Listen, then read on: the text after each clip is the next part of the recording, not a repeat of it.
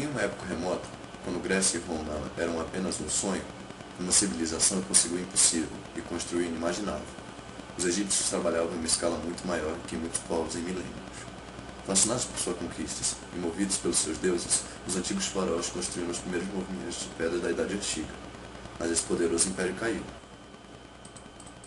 Após a morte de Ramsés II, na época do Império Novo, o Império Egípcio teve um grande declínio. Em 332 a.C., Alexandre o Grande dominou o Egito.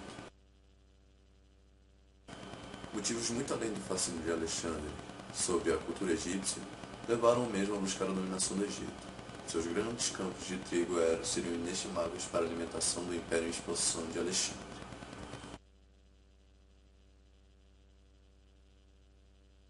Após a morte de Alexandre III, seu império foi dividido entre seus generais, e sua família foi exterminada. Séculos após a morte de Alexandre, os romanos começaram a demonstrar grandes interesses na situação política do Egito. Revoltas egípcias constantes, políticos ambiciosos e poderosos oponentes sírios contribuíram para a estabilidade da região, levando Roma ao envio de tropas com o objetivo de assegurar o país como uma província de seu império. Nos anos 30 a.C., o Egito se tornou uma província de Roma, e era o fim do Império dos Faraós. Apesar de ter tido sucesso sobre a dominação do Egito, Roma não teve um destino muito diferente. A partir do século III, o Império Romano Ocidental entrou em declínio.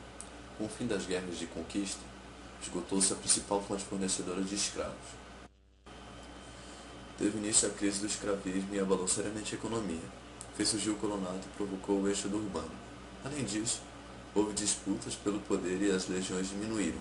Enfraquecido, o Império Romano foi dividido em dois, e a parte ocidental não resistiu às invasões dos bárbaros germânicos do século V. Neste mapa vemos o antigo território de Roma. Após a sua divisão entre Oriente e Ocidente, e após a invasão dos bárbaros germânicos. Mesmo com o fim do Império Romano Ocidental, o Império Oriental ou Bizantino não caiu, mas os turcos otomanos, em plena ascensão, conquistaram a Ásia Menor bizantina, no princípio do século XIV. Depois de 1354, ocuparam os Balcãs e finalmente tornaram Constantinopla, que representou o fim do Império Oriental, em 1453. Outro grande império que ruiu foi o Império Azteca.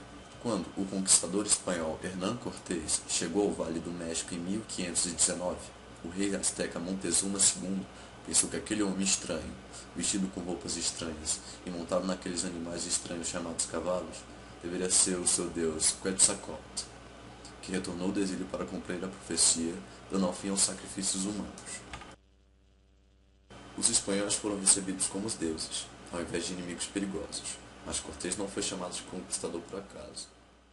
Massacrou o Império Azteca em menos de um ano com o auxílio de inimigos nativos dos aztecas. Hernán recolheu todas as riquezas e entregou a coroa espanhola, deixando apenas as ruínas aztecas.